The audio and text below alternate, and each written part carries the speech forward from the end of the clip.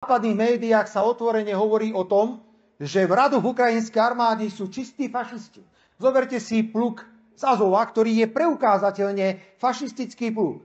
Viete, čo je na Slovensku povedané? Že banderovci a takíto všelijakí, ktorí bojujú, to sú iba nejakí uliční bitkári na okraji spoločnosti. Ja som ešte ale nevidel uličného bitkára so samopalom a tankom, alebo s delom. Oni sú predsa súčasťou konkrétnej armády a robia hrozné veci.